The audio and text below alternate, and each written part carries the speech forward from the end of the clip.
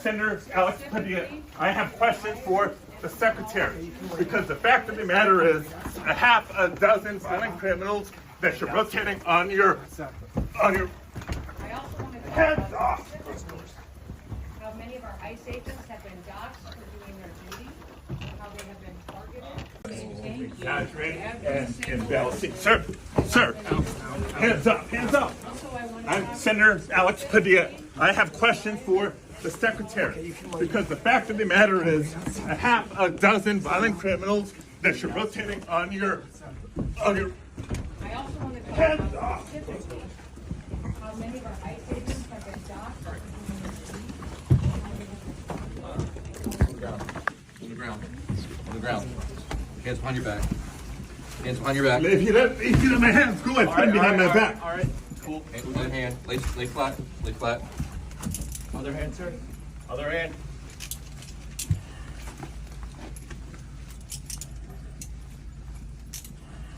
There's no recording allowed out here. I did not know. There's no recording allowed out here per FBI, right? So what, I'm sorry? There's no recording allowed out here.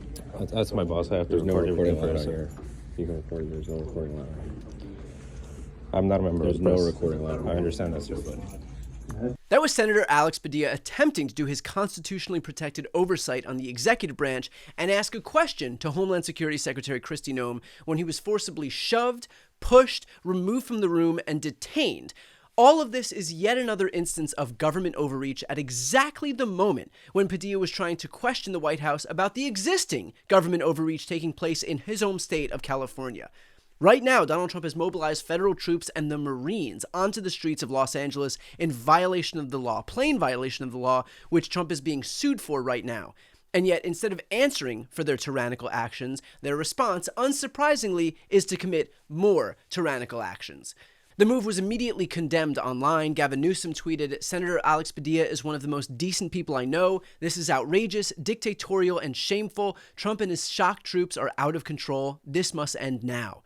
The Congressional Hispanic Caucus tweeted, "This is unacceptable, full stop. Senator Alex Padilla attended an open press conference to engage in debate, to represent his state, to do his job. We demand a full investigation and consequences for every official involved in this assault against a sitting U.S. Senator." Ro Khanna wrote, "A United States Senator seeking clarification from a cabinet secretary should not be assaulted or treated like this."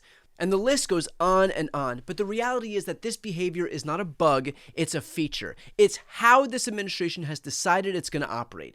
It's not just going to threaten Democrats, it's going to go after them. It'll attack them, it'll assault them, it'll even arrest them if they need to. We've seen it happen to members of Congress, to judges, to staffers. I discussed this issue with Mark Elias here.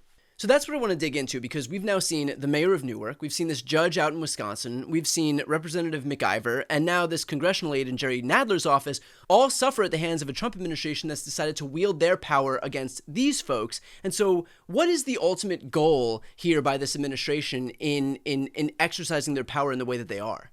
Yeah, so I want to point out that in each and every one of those instances, it has been the Department of Justice or the Department of Homeland Security, the Trump administration, exercising this extraordinary power in something involving immigration, right? Like, for all of the rhetoric that the administration came into office about how they were going after the worst of the worst and they were going to lock up the criminals and all of that. Well, so far, what they've managed to do is target a whole bunch of Democratic officials and Democratic judges and Democratic staff. Yeah. And so what it tells me is that if you want to understand what Donald Trump's administration is about, you have to understand it is about the use of the federal government's power to go after Donald Trump's opponents and his political enemies. And that is what I think we are seeing. There is no chance that we would see the Department of Justice arrest a Republican judge or a Republican member of Congress. How do we know that? Because they're actually pardoning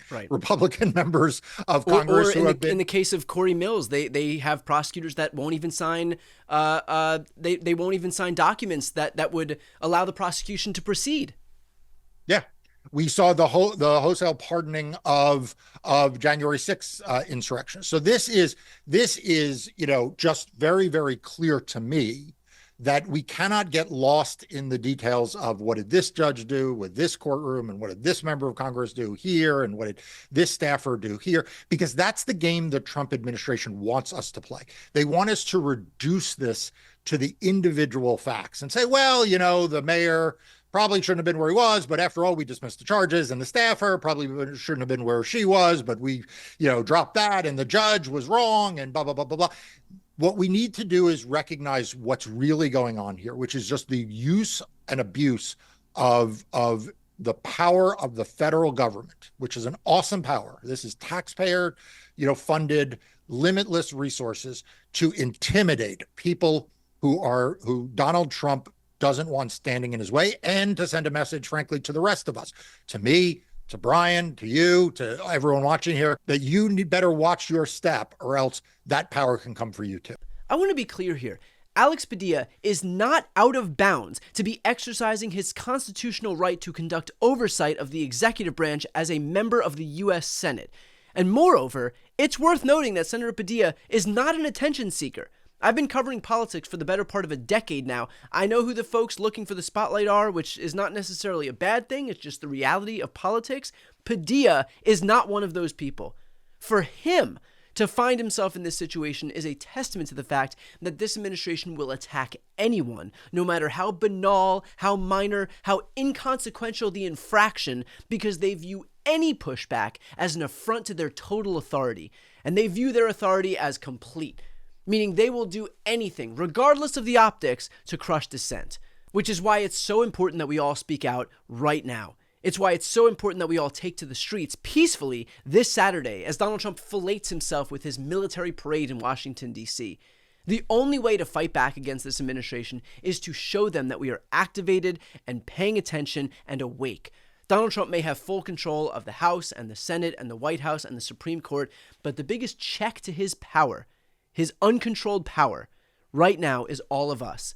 A mass uprising, a mobilization of people to show him that having a bunch of goons or feckless members of Congress or senators on his side pales in comparison to the tens or hundreds of millions of people who will take to the streets to speak out.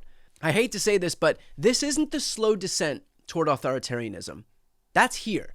Trump's unconstitutional power grab is upon us. We are not approaching a constitutional crisis, we're in one. So here's my message to everyone, left, right, or center, who values democracy. You gain nothing by working with Donald Trump.